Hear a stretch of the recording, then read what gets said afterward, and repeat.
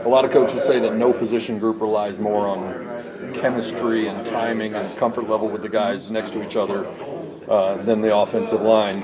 And you just lost Justin Osborne, Ja'Kai Clark, who played an awful lot of football for you. What's the toughest part about replacing guys with not just that talent but also that experience? Yeah, I think the experience part is a big part. I mean, you throw Ben Sparks in the mix as well. Ben played a lot of ball. He's kind of our sixth man this past year. Yeah, I think the biggest thing is you forget how much coaching goes into a guy from a standpoint of, this spring, I'm sure Addison Nichols or someone's going to make a mistake, and I'm going to be upset with him, and then I'm going to look at myself and say, I haven't coached him that. I haven't taught him that yet. So whereas Ja'Kai Clark I had for 4 years, so there's pretty much everything I'm going to cover. I'll probably cover with Ja'Kai, or I cover with Justin Osborne I had for 3 years. So I think that'd probably be the biggest thing is just making sure we're thorough as far as how we teach and coach, because again, there's a lot of meetings and time that go into those guys that have been with you for 3+ years and eventually walk out the door. On a day like today, it's easy to look at all these names on the list of incoming players, but you've got around 15 players coming back, and in addition to the P.J. Williams and Savion Birds and guys like that, you've got a lot of young players who've been waiting their turn. Yeah. Paris Patterson, King Large, Kayshawn Sapp, etc. Do you already have in mind how much those younger guys may step up into larger roles? Or is that unfair to ask you at this time? I think this spring's going to be really big for a lot of guys. I think we know and anticipate that Logan Parr is going to help us win games next year. We know and anticipate that P.J. Williams is going to help us win games this year. I mean, certain guys like that, the Savions, those guys we know and anticipate. But then you have really from the new transfers you brought in to some of those names you mentioned, there's a group of about 10 to 12 guys that's like, man, let's see what this spring looks like. Let's have a really good spring and be able to evaluate and see where you're at, see where you fall. And that's going to be the fun part about spring is that I don't know how it's going to play out, but there's a lot of good competition in the room. We've got a lot of good talented players. The reports from the workouts have been really good, that everyone's been highly competitive and doing a nice job. So the nice part is to hear that the guys are accepting that competition and trying to rise to the occasion. When you see guys coming in, Addison Nichols from Arkansas, Josh Bates from Oklahoma, Zion Nelson from Miami, obviously you got some talented freshmen coming as well, but by having been on the field in Division I games and being older, more mature, do those guys automatically have a leg up on their freshman counterparts? Yeah, I mean, Addison Nichols started 10+ games in the SEC, so he's got some experiences that it's going to be hard to match. Josh Bates is very similar. He doesn't have quite the experience Addison does, but at the same time, Josh is coming here with the expectation that he's going to play some. So I think those guys will definitely get first crack at things, but it also doesn't take away from those other guys in their development. Some of that is they may have not shown that they were quite ready to take over the roles yet. So that's probably what led us to explore, to get into that, to explore and signing an Addison Nichols or Josh Bates. But it also doesn't mean that their development is not going to come and they're not going to be great football players at the same time. When he started his career at Miami, Zion Nelson was a very highly regarded prospect. Obviously, he's had a knee injury. If you can get him back to full health, what kind of player are you getting in Zion? We're getting a premier left tackle. We're getting an all-ACC tackle who has potential to be All-American, has potential to be a high draft pick if he didn't have the injury history.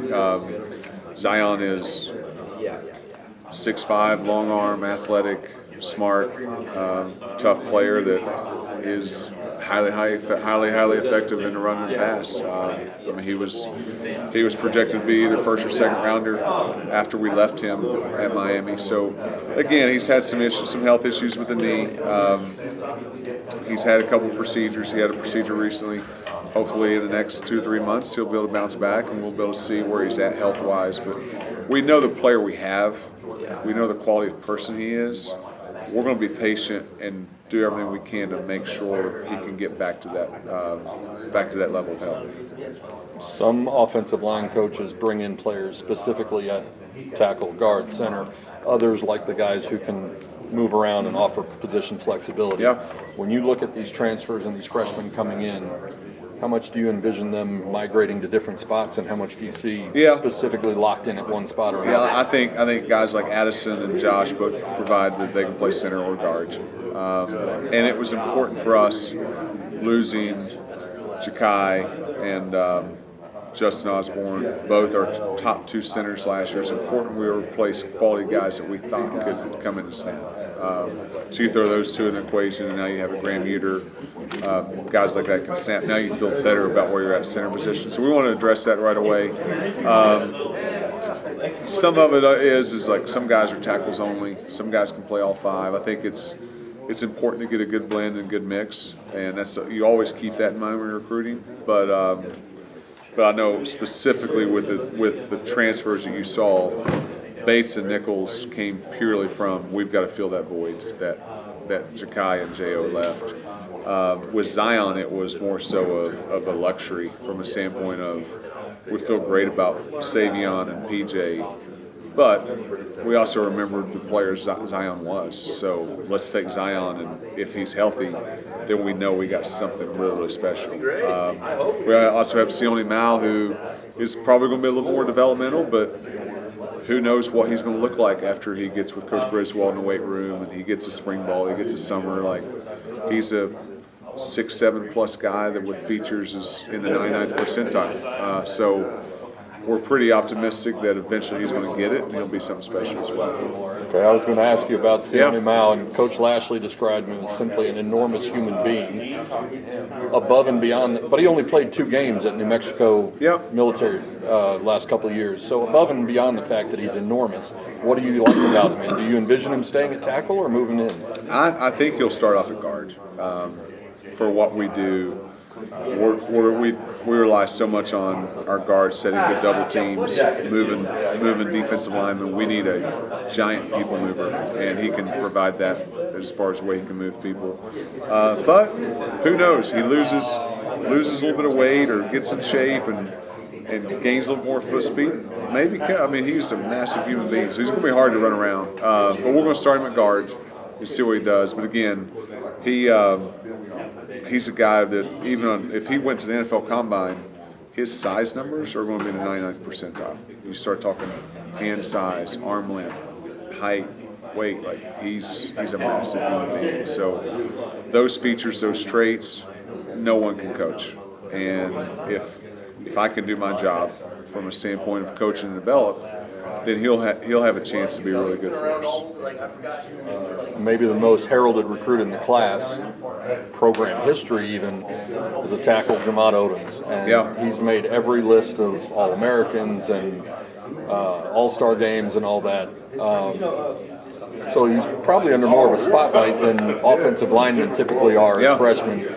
What can you share about his personality and the way he's built to handle that kind of scrutiny and maybe take on an early role? So his nickname's Goofy, and it's from his personality. He's got a goofy personality. He's fun-loving. He's outgoing. He doesn't take himself too seriously, but he's very serious and focused all at the same time. So he's almost one of these guys that, I don't want to say out of ignorance, but out of ignorance, he may come in and shine and be really good because he just expects to do that and doesn't get caught up in all this other stuff. And he's a guy that has the talent and ability that he could, and believes in himself, has a high level of confidence. I went actually by the high school just a couple weeks ago in January and saw him. He's already at 300 pounds. Like he's physically a special kid, mentally a special kid. Comes from a great family.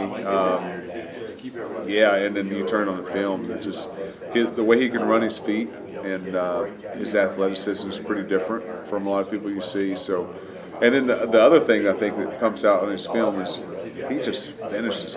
He's a finisher. He finishes hard, and that's a trait that you don't want to coach. You have to coach it, but like because he has that, we can worry about now the way he takes his pass set, his hand placement, and where his eyes are supposed to be, and the footwork he's supposed to, like, we can focus on that stuff because the effort's there, the mindset's there. So we're really, really excited about him. We're going to give him as many at-bats as we can to try and force him into the fold.